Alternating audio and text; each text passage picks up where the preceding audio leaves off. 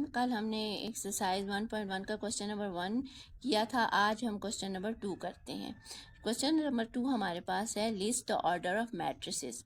अब हमने यहाँ पे ऑर्डर बताना है मैट्रिसेस का कि ऑर्डर किस तरह हम मैट्रिसेस का लिखते हैं।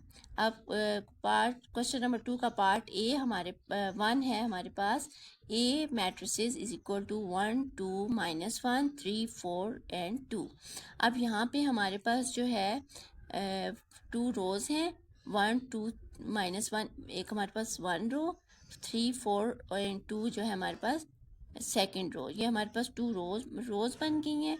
और अब हम देखते हैं कॉलम्स कितने हैं। 1 3 हमारे पास एक कॉलम है, 2 4 हमारे पास दूसरा कॉलम है, और -1 और 2 जो हमारे पास है वो तीसरा कॉलम है। तो हमारे पास यहाँ पे क्या हो गया, 3 कॉलम्स हो गए और 2 रोज हो गई।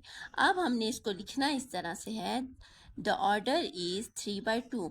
3 कॉलम्स को हमने पहले लिखना है और फिर हमने रोज को बाई 2 करके लिखना है। ये हमारे पास मैट्रिसेस का ऑर्डर लिखा जाएगा।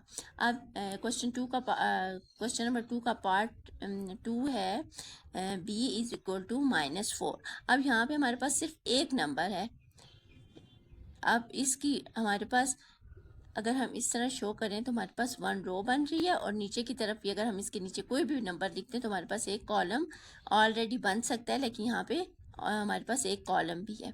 तो हमारे पास यहाँ पे ऑर्डर क्या होगा, 1 रो एंड बाय 1 कॉलम। हम इस ऑर्डर को इस तरह लिखेंगे 1 बाय 1। अब सेम अगर हम आ जाए नीचे, मेरे ख्याल में कि बाकी तो सेम है, इसके साथ आप इजीली कर लेंगे, लेकिन ये थोड़ा सा डिफरेंट था इसलिए मैंने क्वेश्चन नंबर 6 किया। हमारे पास क्वेश्चन नंबर 6 है, matrix D is equal to 1 2 6 5 0 0। It's mean first row, second row, third रो।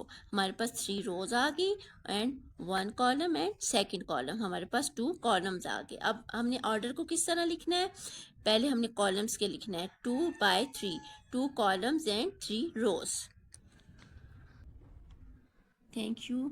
अब हम इंशाल्लाह क्वेश्चन नंबर 3 और 4 नेक्स्ट वीडियो में करेंगे। Like share and subscribe my channel. अस्सलाम वालेकुम। अब पीछे एक्सरसाइज 1.1 के हमने 3 क्वेश्चन पहले मैं सॉल्व कर चुकी हूँ। आज हम क्वेश्चन नंबर 4 करते हैं। Which of the following matrices are equal. यहाँ पे हमने मैट्रिसेस बताने हैं कि कौन से इक्वल मैट्रिसेस हैं। जैसे कि हमें क्वेश्चन नंबर 4 में गिवन है different matrices A B C और D। अब यहाँ पे लेट हम मैट्रिक्स A और D को लेते हैं। अब हम देखते हैं मैट्रिक्स A में हमारे पास है 2 5 1 3, और मैट्रिक्स D हमारे पास है 2 4 + 1 5 एंड 3। अब हम यहाँ पे सॉल्व करते हैं तो मैट्रिक्स A तो हमारे पास ऑलरेडी प्रॉपर फॉर्म में लिखा हुआ है। अब मैट्रिक्स D को हम सॉल्व करेंगे तो हमारे पास 2 वैसे ही रहेगा। अब 4 + 1 हमारे पास 5 हो जाएगा, 1 एज इट यहीं पे रहेगा, और 3 भी हम वैसे ही लिखेंगे। तो हमारे पास ये दोनों जो हैं वो सेम मैट्रिक्स बन गए हैं। अब इट्स मीन के matrix A and D are equal.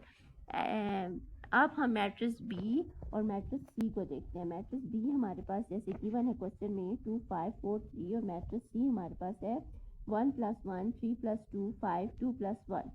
अब हम तो इनको सॉल्व करते हैं। मैट्रिक्स B जो है वो एज इट इज़ ऐसे ही हम लिखेंगे, और मैट्रिक्स C को हम सॉल्व करेंगे तो हमारे पास 1 + 1 2 आ जाएगा, और 3 + 2 हम करेंगे तो 5 आ जाएगा, 4 एज इट इज़ रहेगा, और 3 + 1 हमारे पास 2 + 1 हमारे पास 3 हो जाएगा।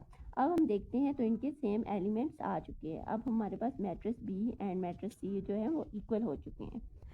दो मैट्रिक्स के इक्वल होने के लिए हमारे पास ये ज़रूरी है कि उनके नंबर ऑफ़ रोज़ और कॉलम भी सेम हो, और उनके अंदर जो हमारे पास एलिमेंट्स हैं वो भी सेम हो। अब यहाँ पे आप देखें B और C के number of rows and columns भी सेम है, और उनके जो अंदर एलिमेंट्स हैं वो भी सेम है।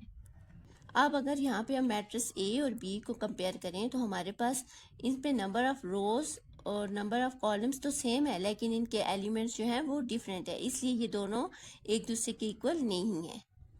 अब आज की वीडियो के लिए इतना ही काफ़ी है। Thank you.